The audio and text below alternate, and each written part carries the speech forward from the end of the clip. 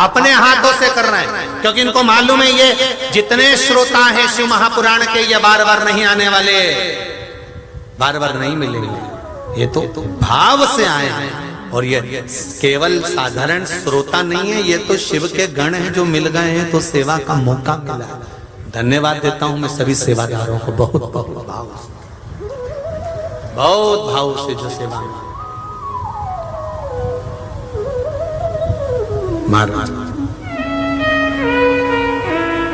खूब कमाया कमाया कमाया कमाया, 7 दिन शिव महापुराण में लुटाने का मौका मिला है। जो आप लोग बाहर से आए हुए अतिथियों की जो सेवा कर रहे हो, चाय ले साहब, बिस्कुट ले साहब, खिचड़ी ले साहब, ले साहब, पोहा ले साहब, जो बांट रहे हो उसके लिए बहुत बहुत साधुवाद, बहुत बहुत धन्यवाद। जीवन को सार्थक कर दिया, जीवन की सार्थकता है। लिंगायत संप्रदाय के सभी भक्तों को बहुत बहुत साधुवाद देता हूं, जो सेवा में लगे हुए हैं, बांट रहे हैं, गली गली में खड़े हो, उनको बहुत बहुत साधुवाद। शिव सती तुम भूल गई, तुम रो रही हो, तुम जानती नहीं हो तुम्हारा उमा का प्रागट्य हुआ था, तुम उमा बनकर प्रकट हुई थी सती।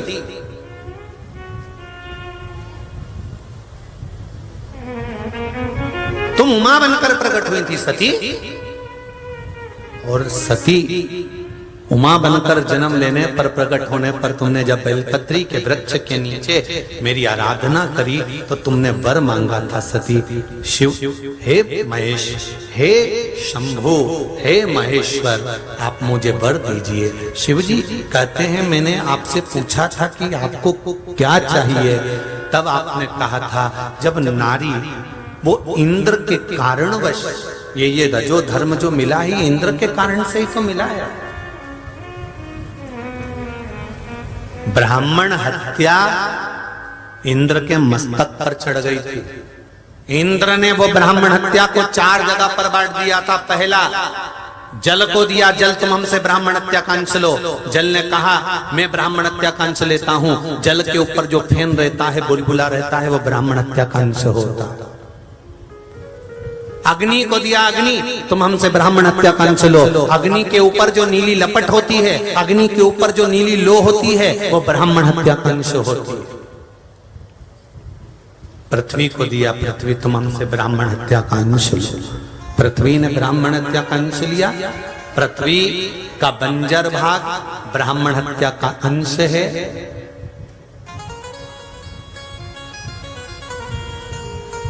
स्त्री को दिया, नारी तुम हमसे ब्राह्मण हत्या का अंश लो। स्त्री, नारी ने ब्राह्मण हत्या का अंश लिया तो उसका रजस्वला होना ये ब्राह्मण हत्या का अंश है। 7 दिन, 5 दिन, 8 दिन, 7 दिन तक नारी जो भगवान की सेवा नहीं करती, पूजन नहीं करती, ये ब्राह्मण हत्या का अंश लगा हुआ है। तो उमा कर रही है, माता उमा महेश्वर से, भगवान महेश से कर रही है, भगवान शिव से कर रही है, शंकर से कर रही है कि मैं ये चाहती हूं कि नारी 7 दिन तक भगवान का भजन नहीं करेगी, या शिवजी पर जल नहीं चढ़ाएगी, या भगवान की पूजन नहीं करेगी, तो उसका जो करा गया पूर्व का पुण्य है वो तो समाप्त हो जाएगा। फिर उस पुण्य का फल क्या? सुन लो माताओं, कितना सुंदर बात माता उमा ने आप लोगों के लिए भगवान महेश से रखी। तो भगवान महेश ने कहा, भगवान शिव ने कहा, शंकर ने कहा, ओगड़ी मेरे भोले ने कहा, सुनो उमा, मैं तुम्हें वर देता हूं, नारी 7 दिन तक अगर मुझ पर जल नहीं चढ़ाती है, पूजन नहीं करती है, पाठ नहीं करती है, आराधना नहीं करती है, तो पूर्व में किया गया जो जल चढ़ाया है, पूजन करी है, पाठ किया है, अनुष्ठान किया है, उसका फल नारी को ये 7 दिन में प्राप्त हो जाएगा, मेरी ओर से प्राप्त। अब इसको समझो कैसे। ऊंट एक बार पानी पीता है, 6-7 दिन निकाल देता है। कितने दिन? एक बार ऊंट ने पानी पिया, 7 दिन निकाल दिया,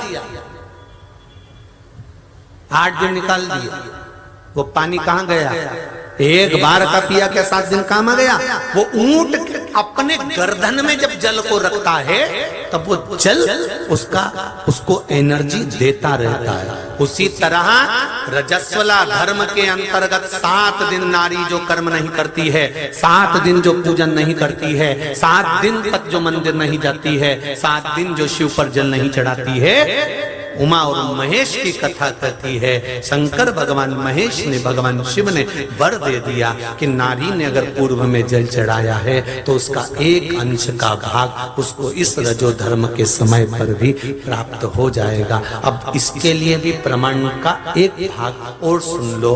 अगर आप लोगों ने कथा का स्मरण करा हो,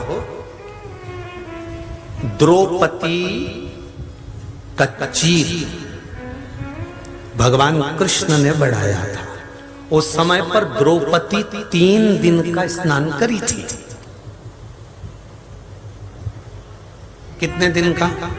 बोलो जरा जम के बोलो। रजस्वला धर्म का 3रा दिन था द्रौपदी का।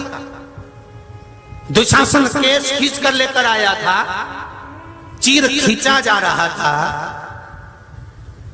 भगवान कृष्ण द्रौपदी का चीर बढ़ा रहे थे तो भीष्म पितामह देखकर कृष्ण को एकांत में, जब सैया पर भगवान भीष्म पितामह पड़े थे तब भगवान कृष्ण सामने खड़े थे और सामने खड़े हुए भगवान कृष्ण से भीष्म पितामह ने कहा, कन्हैया कानूड़ा, एक कृष्ण द्रौपदी रजो धर्म में थी, रजस्वला थी, 3 दिन का रजो धर्म था द्रौपदी का, और तुमने चीर बढ़ा दिया, स्पर्श कर लिया।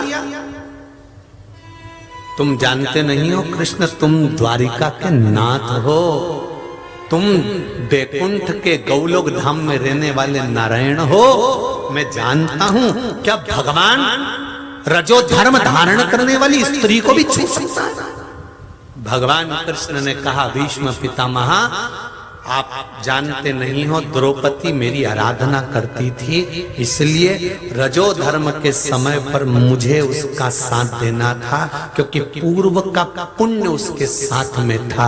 जब नारी रजो धर्म में रहती है, रजस्वला धर्म के समय पर नारियां सोचती हैं हम रजो धर्म में हैं, और रजो धर्म के समय पर अगर प्राण छूट गए, मान लो मर गए, पूजन तो करी नहीं थी, पाठ तो करा नहीं था, अनुष्ठान तो करा नहीं था, मंत्र जाप तो करा नहीं था, फिर क्या इसको नरक मिलेगा?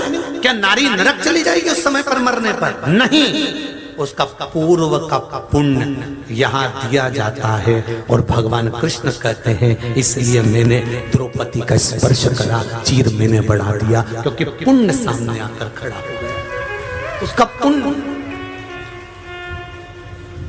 ये बहुत बड़ी समस्या है माताओं में। माताएं बहुत टेंशन में रहती है कि इस समय पर हमारा क्या होगा, 6-7 दिन हम मंदिर नहीं जा पाते तो क्या हमारा भजन का क्या? उसका बल बड़ा, पूर्व का किया हुआ भजन का प्रताप आपको इस समय पर क्षण भर भी मिलता है, थोड़ा ना थोड़ा प्राप्त जरूर होता।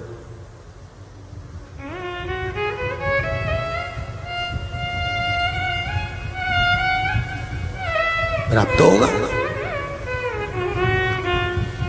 सती तुम रो रही हो, तुम्हारे नैनों में जल भरा हुआ सती, कि तुम 7 दिन पूजन नहीं कर पाई, नैनों से अश्रु नहीं निकलना चाहिए, तुम्हारा पुण्य तुम्हें प्राप्त हुआ।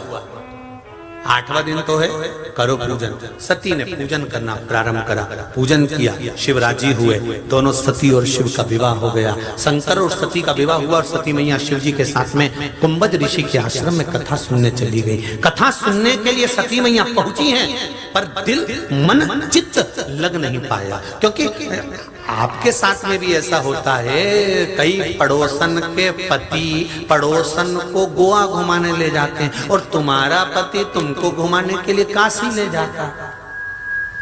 तो जिसका पति गोवा घुमाने ले गया तो पत्नी कहती है देखो उनका पति उनको गोवा लेकर गया, देखो उनका पति उनको वहां लेकर गया, देखो उनका पति उनको मुंबई लेकर गया, देखो उनका पति उनको पुणे लेकर गया।